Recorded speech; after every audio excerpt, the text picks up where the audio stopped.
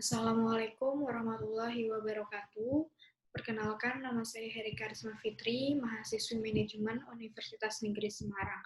Pada kesempatan kali ini, saya akan melakukan investment analisis pada perusahaan Kalbe Farma. Langsung saja masuk ke dalam pembahasan. Di sini saya menggunakan analisis top-down approach, di mana saya melihat secara makroekonomi, masuk ke dalam industri, kemudian perusahaan. Di perusahaan sendiri saya menganalisis mulai dari profil, competitive advantage, pivot analysis, resiko bisnis dan investasi, analisis fundamental, teknikal, hingga valuasi. Baik, masuk ke pembahasan pertama, yaitu makroekonomi. Secara ekonomi global, dunia saat ini sedang diambang krisis ekonomi terburuk. Hal ini diakibatkan karena adanya pandemi COVID-19 yang menyebabkan masalah pada kesehatan, namun juga masalah pada ekonomi. Karena beberapa negara memberlakukan karantina wilayah atau lockdown, sehingga ekonomi di dalam negara secara global terhambat. Hal ini juga dibuktikan dengan data bahwasanya PDB dunia pada tahun 2019 sebesar 2,9%, namun pada tahun 2020 diproyeksikan oleh IMF hanya sebesar minus 3%. Hal ini tentunya mengalami penurunan yang cukup tajam. Kemudian dari ekonomi global tentunya akan berdampak pada pertumbuhan PDB domestik. Dalam negeri sendiri pada triwulan 1 2020 pertumbuhan ekonominya hanya sebesar 2,97%. Secara year on year, ini mengalami penurunan sebesar 2,1%. Hal ini diakibatkan karena adanya pandemi COVID-19 sehingga menyebabkan daya beli masyarakat yang rendah, kemudian nilai ekspor dari Indonesia sendiri yang menurun. Intervensi yang dilakukan pemerintah diantaranya yaitu menurunkan suku bunga sebesar 25 basis point BI 7 days reverse repo rate, sehingga saat ini suku bunganya hanya 4,5%. Ini merupakan suatu momentum untuk mendukung pertumbuhan di dalam negeri. Masuk ke dalam industri, di mana Kalbe Farma merupakan subsektor farmasi. Nah, ini merupakan ada program jaminan kesehatan, di mana dari data terlihat pada tahun 2018 pengguna JKN di Indonesia mencapai 215 juta jiwa atau 81% dari populasi di Indonesia. Ini merupakan hal positif bagi sektor farmasi. Kemudian yang kedua adalah kontribusi yang diberikan industri kesehatan terhadap PDB pada triwulan 1 2020 yaitu sebesar 10,39%. Ini merupakan kontributor terbesar kedua setelah jasa keuangan.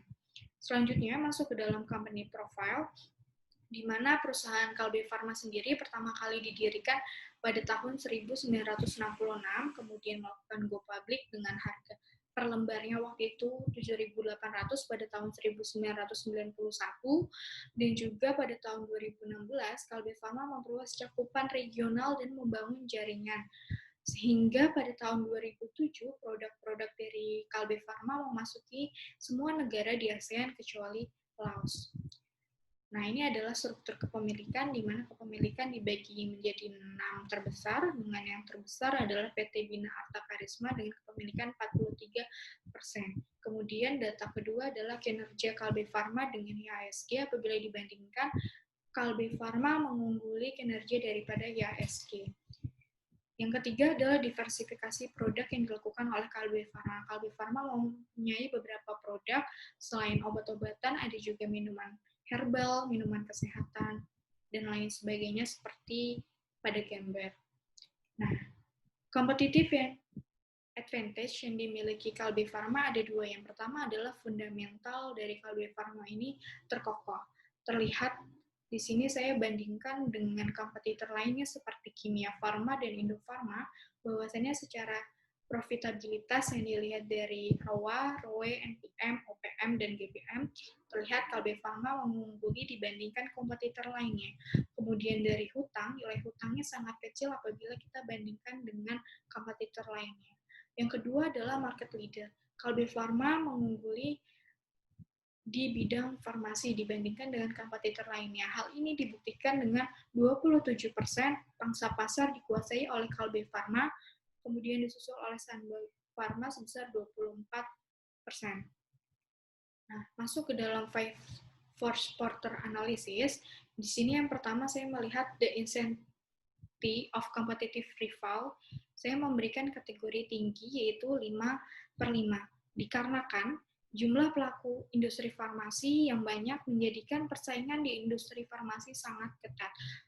Kompetitornya seperti Sanbe, Dexa, Medica, Paros, dan lain sebagainya mempunyai persaingan yang kompetitif baik dari industrinya hingga per produknya. Kemudian yang kedua adalah trade of no entrance, di mana saya mengkategorikan dalam rendah, yaitu 2/5, dikarenakan industri farmasi memiliki regulasi tersendiri. Itu ada dalam peraturan Menteri Kesehatan Republik Indonesia. Nah, adanya regulasi ini membuat ancaman pendatang baru bagi Kalbe sendiri tergolong rendah.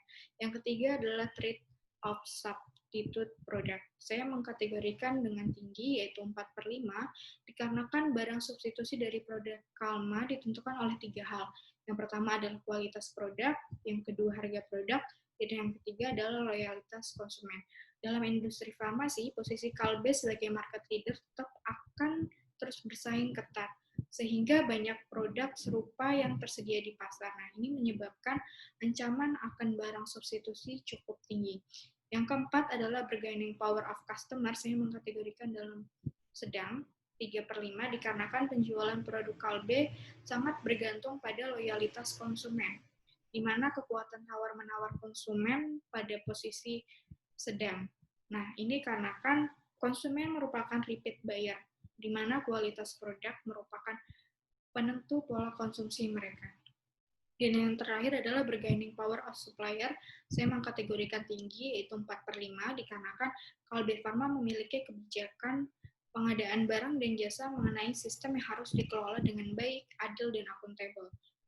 Nah, vendor yang dipilih melalui proses seleksi yang menyebabkan kekuatan tawar-menawar dengan pemasok cukup tinggi. Selanjutnya adalah resiko bisnis dan investasi.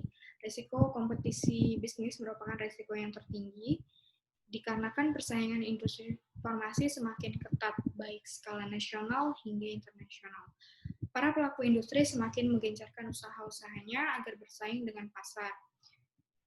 Nah, resiko ini senantiasa diantisipasi oleh Kalbe Pharma dengan meningkatkan kepekaan terhadap perubahan pasar, kemampuan menangkap peluang, membangun budaya inovasi, serta mampu memberikan nilai tambah untuk konsumen dibandingkan kompetitor.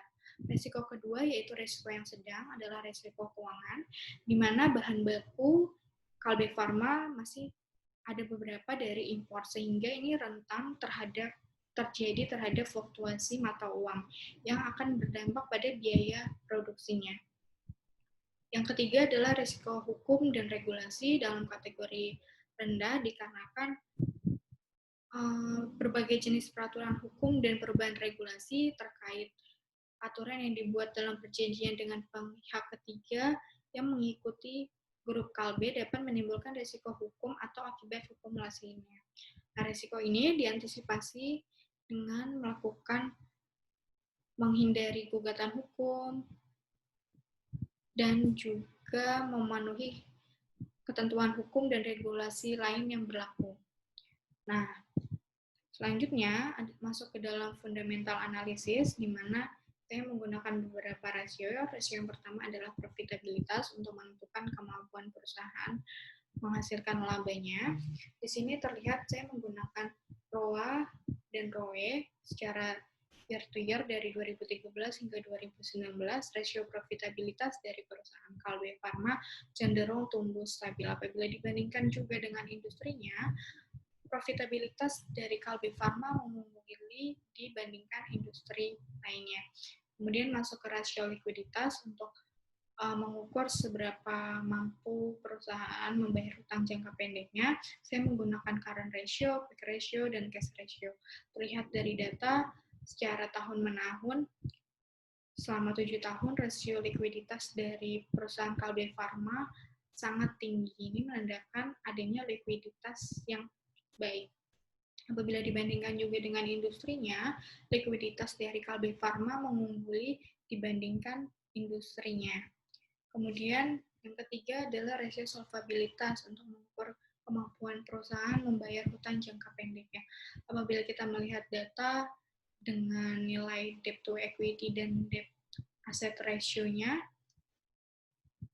kita melihat secara tahun menahun nilai hutangnya mengalami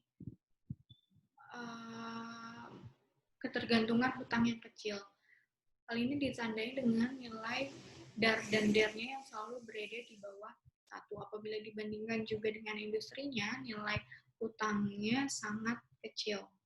Kemudian, rasio aktivitas mengukur seberapa efektif dan efisiennya perusahaan dalam mengelola operasionalnya. Kami melihat perputaran aset, perputaran persediaan, perputaran piutang, di mana dari data terlihat bahwasannya memiliki rasio aktivitas yang tinggi, sehingga ini merupakan perusahaan Kalbe Farma sangat efisien dalam menjalankan operasional bisnisnya. Dan apabila dibandingkan dengan industrinya juga, perusahaan Kalbe Farma lebih unggul secara aktivitasnya. Kemudian masuk ke dalam technical analysis. Di sini saya menggunakan beberapa indikator, dan antaranya moving average, volume, MACD, stochastic RSI, dan MFI. Untuk indikator pertama dalam moving average, di sini saya menganalisis secara jangka pendek. Dengan begitu saya menggunakan MA5, 10, dan 20.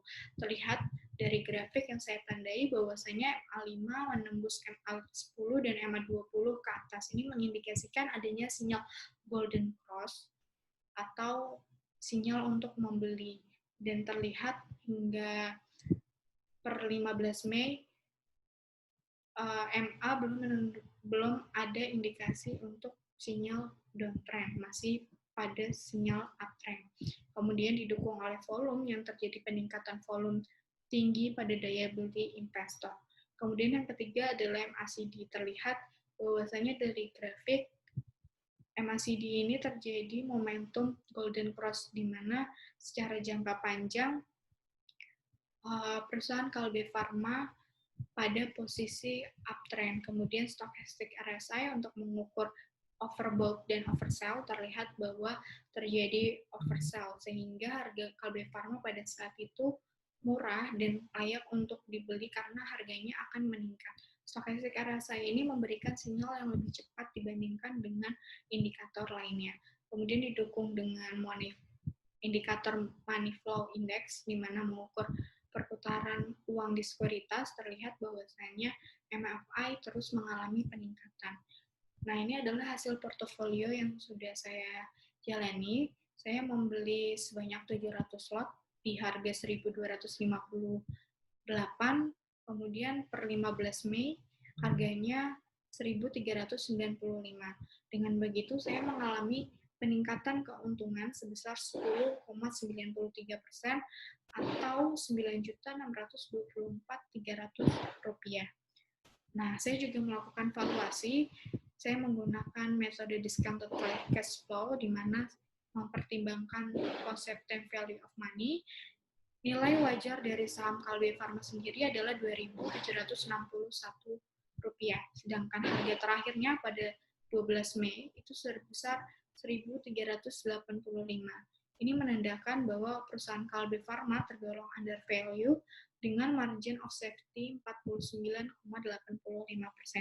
Jadi, kesimpulan yang dapat saya berikan dari analisis ini adalah saya merekomendasikan buy untuk saham Kalbe Farma dengan target price 2.760 dengan potensi kenaikan 49,85%.